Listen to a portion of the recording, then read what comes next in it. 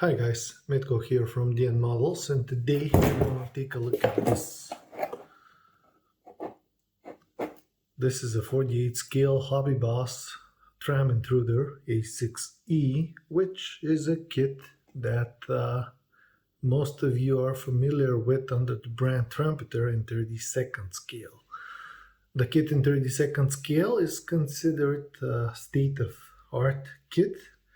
Engineering wise is very good, detail wise is very good, and there are some particular highlights. However, 48 scale is something different because it is the same kit but simplified. I have them both. I have done some work on the 32nd scale, and I am planning to build this one in flight, probably refueling as my friend Ollie did from Belgium. He did a refueling in Desert Storm A7 in Intruder in 32nd scale, which was a humongous set.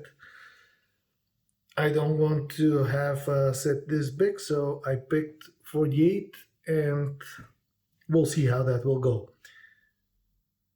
Since this kit is simplified, there is no waste of details like if you do a 32nd scale kit in that size and with everything closed.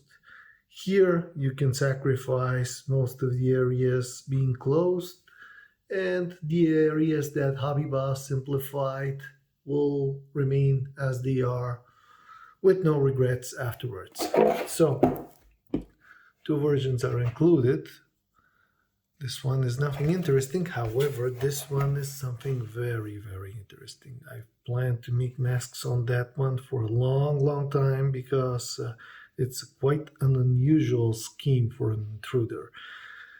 There is one for the Prowler as well, and I have done some work on that, but it's not finished yet. So hopefully in the future we'll get to see those in masks. Now let's see what's in the box. The box is very thin, but it's white. It is an unusual one. It resembles 32nd scale in size if you don't pay attention to its thickness. Everything is neatly arranged and, of course, packed separately, which adds additional protection. Clear parts. Some photo etch here, which is not the best quality in terms of thickness, and there are aftermarket sets for this kit. So let's take a look at some sprues step by step. Of course, most important thing, the body of the tadpole, the iron tadpole. It is not Zukemura or Tamiya 21st century, nor Mank, of course, but it's very good. And the fit, as far as I know, is great with that kit. The plastic is very easy to work with. The sand, make some corrections. Now, the second most important part of every aircraft kit are the wings. Here, those are a bit thick. You can sand them down or replace them. However, they look nice once built. I have seen some builds of 48 scale intruders, and they don't look that bad, even though, as you can see, they are not in scale. Those are the inner parts, which in 32nd scale are a bit more complicated. Again, aerodynamic knives, streaks, are a bit thick. There is some room for detailing. However, as I told you, this will be a in-flight kit. intakes are next. There are seamless intakes for those intruders. There is a ladder option on the left intake, which I believe if you put a seamless intake will be a difficult task to add. However, as I mentioned already, in flight this isn't going to be needed. Those are the open air brakes. They're rather thin, which is great. The nose and the flight deck. The flight deck, actually the whole cockpit, is considered state-of-the-art, out of the box for this 32nd scale intruder, and it looks very good here too. And if you do it in flight, you have to add pilots, so most of that won't be that attractive or visible for that matter, which means that this is not an important part in my particular case.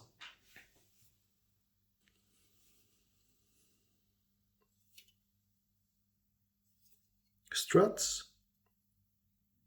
Plenty of flash to clean here. Not an issue for me, but for some there will be some hassle here. Also, in 32nd scale, metal struts are the case, while here plastic ones are the option because there is not much weight for this kit.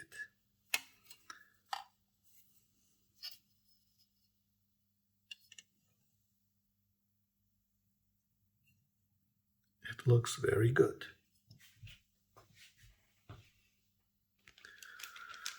Next three envelopes I won't even bother opening because here we have parts of the engines. The seat, which will be most likely replaced. As you can see, everything looks good though. And wheels, which will remain inside. Some weapons. And tanks plus bombs, which also will be substituted with aftermarket. I won't use the original ones for my in-flight intruder. Lastly, slats, pylons. Look at the details here.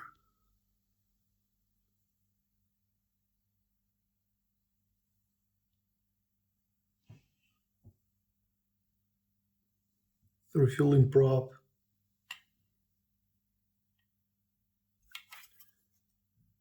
Everything is done rather nice. Flexible.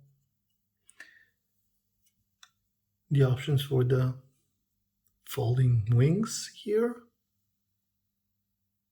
I think extra details can be added, of course. And pretty much that's that with the gray plastic sprue. Now, a very important part. Not this one is not, but the clear parts of the intruder.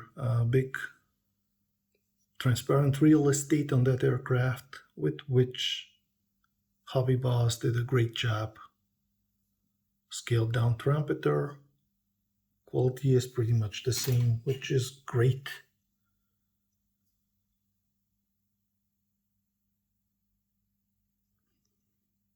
I'm very happy with those, with the thickness of photo etch, which is rather thick. And of course, there are substitutes for the photo etch. As far as I know, there are aftermarket parts with which you can spice it up additionally. But this is a very good job from the Chinese manufacturer.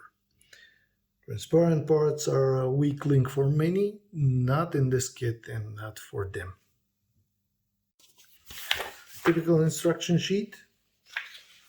Easy, straightforward steps. Some of those are exactly the same as on the 32nd scale. Some of those are different a bit. Some of those are completely new thing. but mostly it is pretty much the same, with the addition of this, the proper weapons load, which, for example, if you get F-16I Sufa, it is a different thing, Academy displayed aircraft, and actually the many pictures display F-16I Sufa loaded with all the biggest tanks and the biggest GBUs, which is not possible because the plane cannot sustain the weight. However, it is a good commercial trick. To avoid that, Trumpeter added the proper loadout in order to keep the plane flyable in flyable condition and realistic. Finally, markings for the pylons, the armament, and the two options for painting. This is very interesting one, desert camo. This is something very rare for those airplanes. Combined with the salty weather of the seas, it will create a wonderful basis for weathering.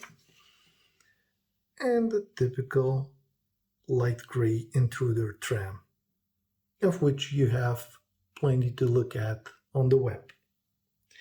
So pretty much that's that. I know this is an old kit. It doesn't deserve interesting long review because there are many on the web. There are many opinions, built ones, and so on. But I decided to share that because I love this kit and I love the plane even more. This is planned to be in-flight built, some of which are very interesting, and I actually prefer them to the ones that are with everything open. So thank you for watching. I hope you find that useful, although outdated, of course, and I will see you in the next one.